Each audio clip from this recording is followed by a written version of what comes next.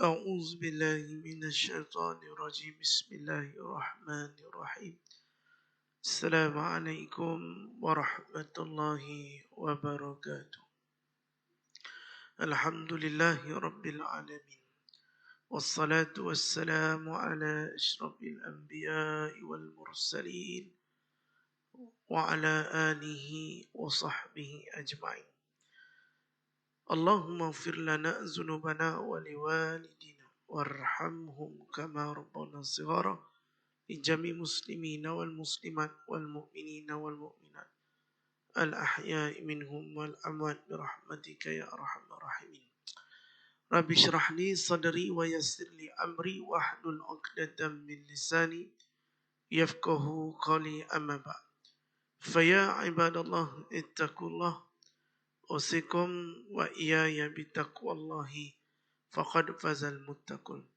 قال الله تعالى في كتابه الكريم أعوذ بالله من الشيطان الرجيم يا أيها الذين آمنوا اتقوا الله حق تقاته ولا تموتن إلا وأنتم مسلمون صدق الله العظيم.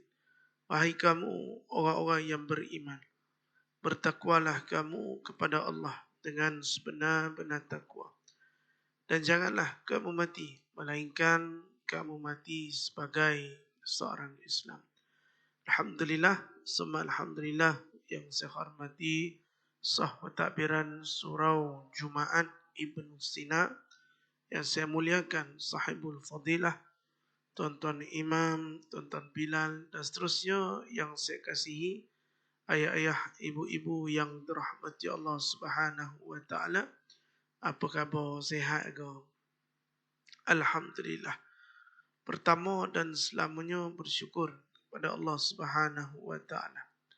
Dengan izin dan kasih sayangnya dapat kita bersama pada hari ini bagi membicarakan pengajian kita, iaitu tentang amalan penghapus dosa dan sedikit sebanyak berkaitan dengan bulan Rajab yang kita raikan. Maka dalam bulan Rajab itu sebahagian ulama mengatakan tidak ada hadis yang boleh dijadikan hujah tentang kelebihan bulan Rajab. Kita masuk bulan Rajab dah ni. Tak lama nak masuk Ramadan.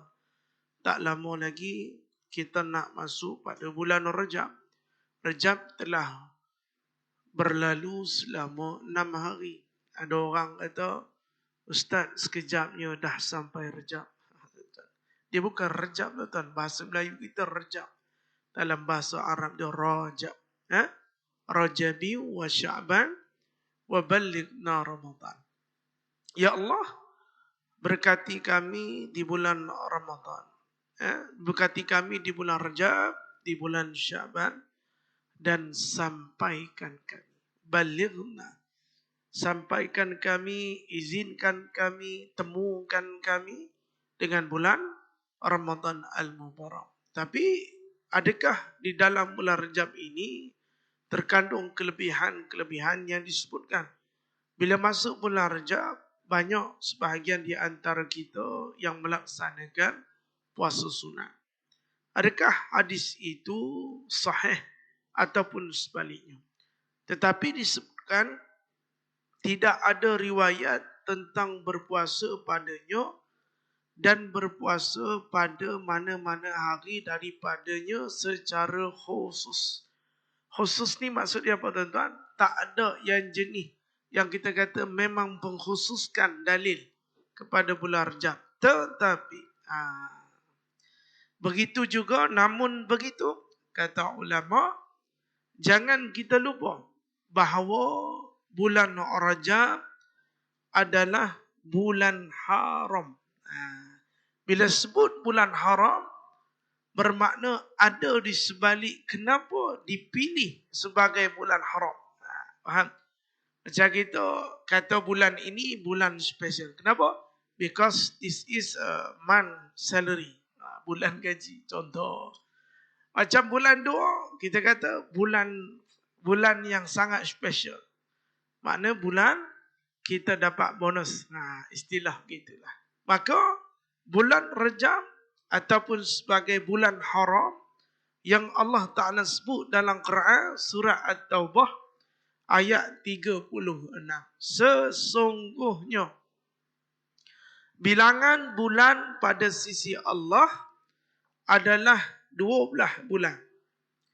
Dalam ketetapan Allah di waktu dia menciptakan langit dan bumi. Maka di antaranya 4 bulan haram itulah ketetapan agama yang lurus. Maka janganlah kamu menganiaya diri kamu dalam bulan yang 4 itu. Nampak Allah kata. Di sini tuan-tuan yang dirahmati Allah. Bermakna dalam bulan haram yang disebutkan Allah dalam Quran 4 bulan haram. Apa dia? Iaitu bulan Muharram satu. Yang kedua bulan Rajab. Yang ketiga bulan Zulqa'dah. Yang keempat Zulhijjah. Maka sebahagian itu dikatakan 4 bulan haram tersebut. Maka perintah Allah, janganlah kamu menganiaya diri kamu dalam bulan yang 4 itu. Maknanya digalakkan kepada kita. Menganiaya diri ini maksudnya apa?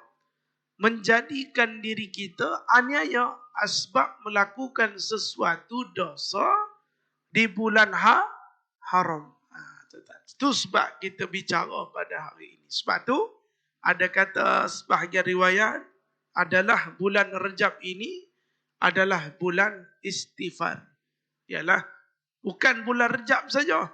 Hak bulan-bulan lain pun bulan istighfar. Tapi bulan haram. Kenapa bulan haram? Dipanggil bulan haram. Makna di sini amalan ibadah pada bulan haram mendapat ganjaran besar. Berbeza dengan bulan-bulan lain. Makna Allah sebut. Tapi kalau dalam Quran, Masya Allah, tabarakallah. Dalam bulan Quran, kalau disebutkan bulan tersebut, maka ada keistimewaan pada bulan tersebut. Macam Allah Ta'ala sebut, Syahru Ramadan alladhi unzila fihil Quran hudan linnas. Maka Allah sebut Ramadan, sebab itu Ramadan itu jadi mulia. Dan Allah sebut dalam Quran juga dalam surah At-Taubah tentang bulan haram. Maka bulan haram ini disebutkan dalam Quran, maka terdapat sesuatu luar biasa. Sebab itu kata ulama, terjaga kesuciannya.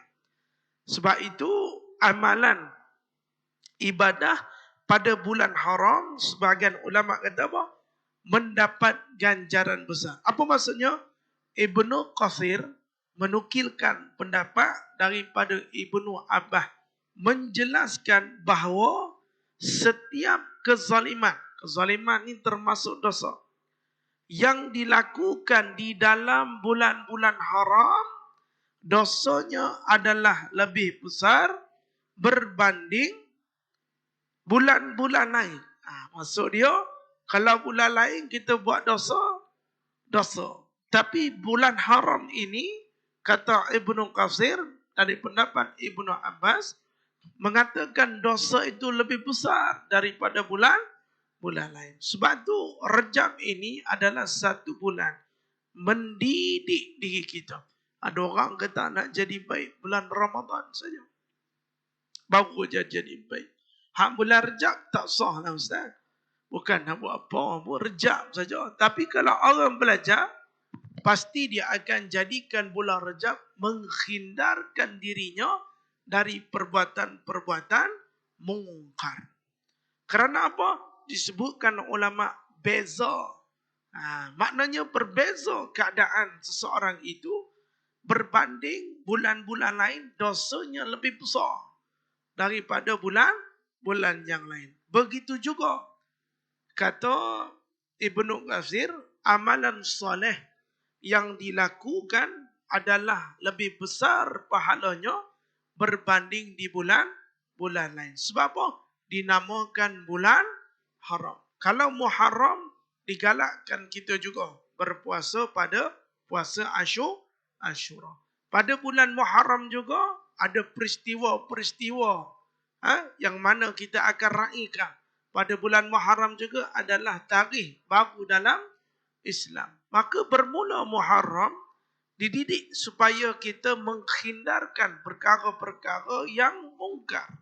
Supaya tak terbawa dosa itu lebih mudarat pada kita saat di akhirat. Sebab pendapat Ibnu Katsir, dosa itu lebih besar. Maka tingkatan dosanya itu tidak sama dengan tingkatan dosa-dosa pada bulan yang lain. Tuan-tuan. Sebab tu kita ni duk sibuk kata kejap bila. Tuan-tuan, ni kita kena faham. Lepas ni jumpa saja bulan haram, cegah diri kita. Bila 4 bulan cegah, tambah bulan Ramadan 5 bulan cegah dah. Tuan-tuan. Benda-benda yang mungkar.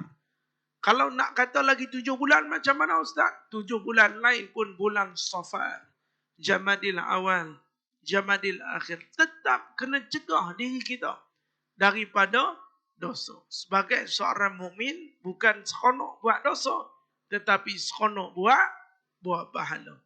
Sebab tu bulan-bulan Rejab ni, sebahagiannya untuk apa tuan-tuan? Untuk kita menghindarkan. Kerana dosanya berbesar. Lebih daripada dosa pada bulan lain. Begitu juga dengan pahala. Digandakan berbanding dengan bulan-bulan yang lain. Sebab tu digalakkan. Dengan itu, amalan berpuasa dan ibadah lain pada bulan haram adalah sunat dan juga digalakkan. Makna ada orang kata Ustaz, di pondok-pondok kebanyakannya berpuasa 3 bulan. Makna di sini digalakkan dan sunat, bukan suatu kewajipan. Faham? Makna kita nak buat beramal. Makna beramal ni tak kata puasa saja. Hak sedekah pun beramal. Hak berzikir pun beramal. Hak orang kata apa? Baca Quran pun beramal. Tuan-tuan. Bukan puasa. Tapi kalau nak puasa pun bagus. Sebab apa? Rehearsal. Lagi 2 bulan, 51 hari lagi nak masuk Ramadan. Bulan Rejab dah ajak perut supaya tahan makan. Bila dah biasa tahan makan, masuk Ramadan walaupun tahan makan, tubuh kita masih bertenaga.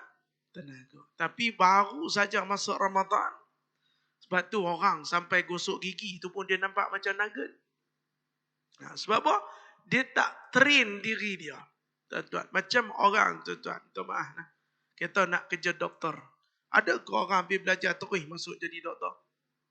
Tak ada. Dia mesti ada praktikal. Praktikal, habis praktikal, dah belajar praktikal, habis praktikal baru jadi doktor. Tak ada terus masuk. Bedah pun tak benar. Okey, sila bedah. Dia pun tak tahu nak potong mana, hak nak korek tang mana, hak nak pesak kena orang tu tak tahu, dia buat macam lapah lembu tu. Tetap payah juga. Makna nak jadi doktor tuan-tuan, dia mesti ada lalui fasa-fasa. Baru dia, bila datang kes, okey, tak apa. Okey, ni bagi saya ni. Dia mesti tahu tuan-tuan. Macam orang kerja mekanik. Tuan-tuan. Okey, bagi 10, bagi 8, bagi 12, bagi 14. Dia tahu dah skru tu saiz apa. Sebab apa? Dia dah ada rehearsal, latihan sebelum menghadapinya. Cuba orang tak pernah buat. Nombor berapa pun siap tunjuk ni. Ni 8 ke 10. Sepanah ni 10 ke 12. Dia pun tak tahu. Maka bulan Rejab ini adalah salah satu bulan untuk kita dah bermula dengan ibadah. Kalau belum mula baca Quran, kita baca Quran. Kalau belum puasa sunat, kita puasa sunat. Tak banyak, tak apa. Isnin Khamis jadi dah. Kalau tak dapat Isnin Khamis, Rabu Jumaat. Kalau tak dapat Rabu Jumaat, Selasa pun boleh. Tuan-tuan, buatlah apa sekalipun. Yang penting puasa. Ustaz, tak mau puasa. Tak mau puasa, tak apa. Banyakkan sedekah. Dengar kawan puasa, bagi juadah berbuka puasa. Tuan-tuan, kalau ada puasa ganti, tiba-tiba ada awek ni lah, contohlah, awek ni tak dia tak makan sebab dia puasa. Ni time kita nak ambil hati dia. Ni saya ada belikan awak jawadah berbuka puasa. Nanti doakan sekali ya, moga kita bahagia di syurga. Wah, awak ni dah kenapa nak kena penyepak ke apa? Ni nak queue dia, tuan-tuan. Ni cara kita. Maka buat banyak-banyak amal ibadah. Jumhur ulama daripada mazhab Hanafi, Maliki dan Syafi'i serta sebahagian mazhab Hambali, nampak, mengatakan bahwasanya sunat berpuasa pada bulan Rajab sebagaimana sunat berpuasa pada bulan haram yang lain. Nampak? Maka jangan kita balas. Jangan kita balas. Sunat berpuasa pada bulan Rajab adalah berdasarkan hadis riwayat Usamah bin Zaid radhiyallahu anhu yang bertanya kepada Nabi SAW, mengapa banyak berpuasa dalam bulan Syaban? Nabi menjawab, bulan Syaban itu adalah bulan yang dilupakan oleh manusia berbanding bulan Rajab dan Ramadan. Ia bulan yang diangkat amalan kepada Tuhan sekalian alam. Maka aku suka dia angkat amalanku dan aku berpuasa. Makna kata Nabi, bulan yang tersepit adalah bulan Syaban. Kenapa? Bila orang Rajab, cerita pasal Rajab, Isra, Mi'raj. Masuk Syaban, masih ada lagi ceramah Isra, Mi'raj. Masuk nisfu Syaban, orang dah cerita persiapan menghadapi Ramadan. Sian Syaban, tersepit-sepit. Sebab tu Nabi suka berpuasa banyak pada bulan Syaban kerana bulan yang selalu dilupakan oleh orang lain. Maka Syaban boleh puasa sunat banyak, apatah lagi bulan haram. Faham? Dia punya hadis tu kontra dia. Macam kita ni, orang kita ni nak puasa payah. Nak puasa saja depan tu dah ada kafe. Pergi depan sana dia saja puasa. Kena saya lagi lah penceramah. Semalam tuan-tuan puasa hari Rabu semalam tu. Puasa sampai tengah hari ya. Tuan-tuan. Lepas tu kena buka puasa. Tuan-tuan. Habis kuliah. Assalamualaikum Ustaz. Minta maaf kita ada jamuan dekat belakang. Sebab Ustaz datang, saya pergi kat Masjid Ibnu Sina depan Ketua Pengarah Datuk Jo, Ketua Pengarah Istana Budaya. Kuliah tempat dia dengan Datuk lagi seorang ni. Kata Ustaz kita ada sediakan makan. Allahu Akbar. Saya kata kenapa tak beritahu? Saya puasa. Allah Ustaz. Saya mana tahu Ustaz puasa ialah bulan Rajab kata dia. Alah Ustaz puasa sunat. Buka pun tak apa. Dah pula dia bagi dalil kat saya. Sunat Ustaz bukan wajib. Saya tak ada masalah untuk berbuka. Tapi tengok cagarannya. Kalau cagarannya bihun telur mata, rasa tak payahlah buka. Sambunglah puasa kan. Tapi kalau cagarannya tu kambing masak asam kan, ada ulam-ulam, ada daging masuk kunyit, itu kenalah nak buka puasa kan. Barulah kita rasa berbuka tu. Dia kata memang ada Ustaz, kat belakang kita ada masak labu, ada masak ayam kicap terih kat situ. Allahumma lakasumtu. Tengah hari baca. Apa tu? Wala rizkika aftartu birahmatika ya arhamar rahimin. Lepas tu saya kata dengan dia, Datuk, hak labu ni Nabi suka makan. Tak tahulah, mungkin doktor-doktor tahulah khasiat labu ni apa. Tapi kalau buka dalam Syama'il Muhammadiyah, Nabi suka makan labu. Bila-bila mana Nabi pergi majlis, Nabi akan cari labu. Labu, Nabi suka labu. Tuan-tuan. Sebab tu kita makan. Nampak labu kita makan. Tak ada masalah. Itu rezeki kita. Tak apalah. Jamuh pun dapat pahala, teruskan puasa. Tapi kalau jamuh, belum tentu lagi. Baik kita makan, lagi sedap. Tuan-tuan. Saat gibuh kita puasa. Tuan-tuan. Istilah begitulah. Masya Allah. Tabarakallah.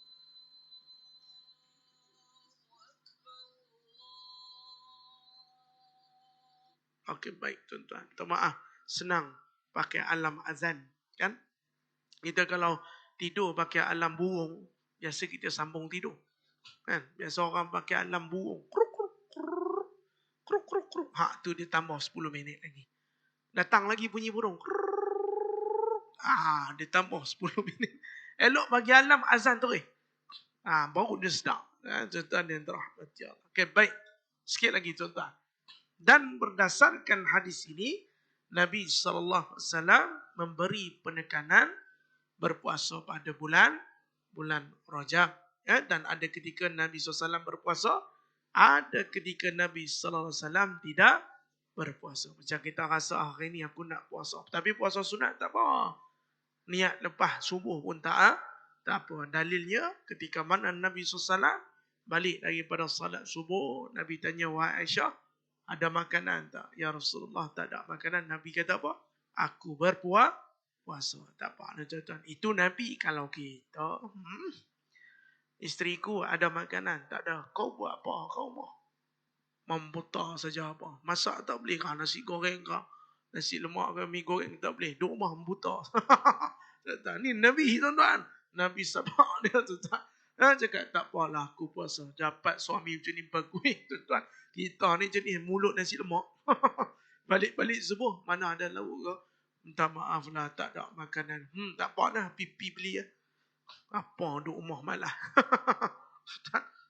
Tu Nabi. Seronok jadi Nabi, tuan-tuan. Lepas tu orang tanya orang perempuan, nak suami macam siapa? Macam Nabi ya. Nabi bukan jenis kuat marah, tuan-tuan. Nabi jenis penyabar. Sabarnya Nabi. Masya Allah.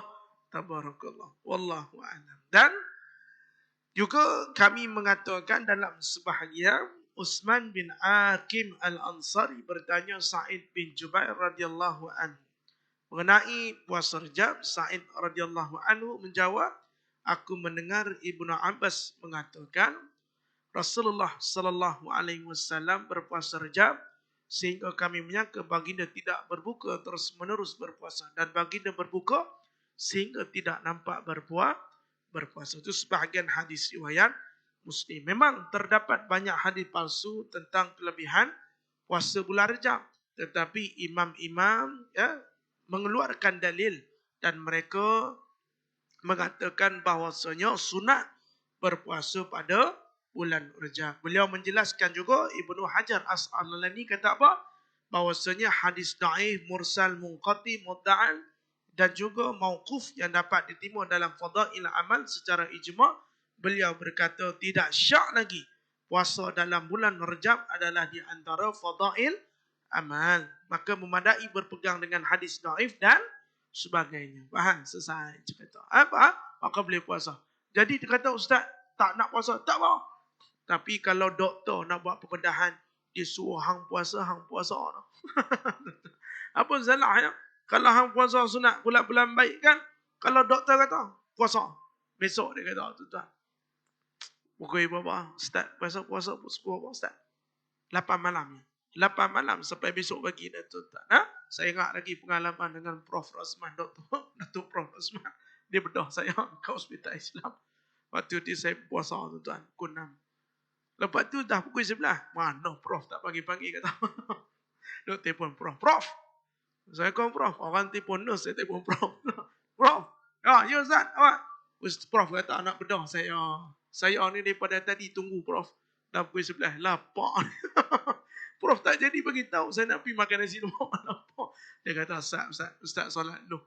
Sebab ada orang pakai bilik bedah. Lapar. Dia kata, Ustaz pergi solat dulu. Sekejap saya panggil Ustaz.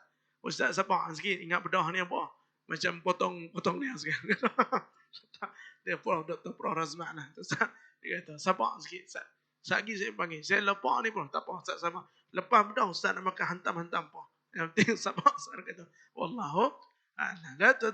Kita puasa sebab nak bedah. Tak ada masalah. Atas lagi puasa niat kerana Allah Subhanahu wa ta'ala. Dan perlu juga kita ingat, kata Syekh Abu Bakar Al-Wara' berkata, bulan Rajab adalah bulan menanam. Bulan Sya'ban adalah bulan menyirami tanaman.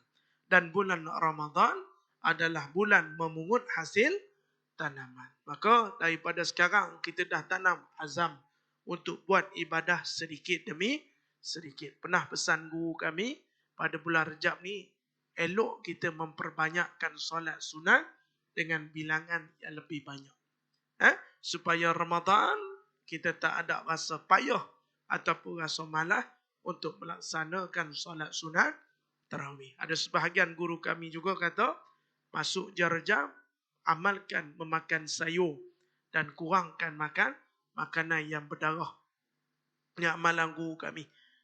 Bukan mengharamkan nak makan-makan. Tapi dia kata, elok 3 bulan ni makan sayur saja. Benda-benda yang tak berdarah.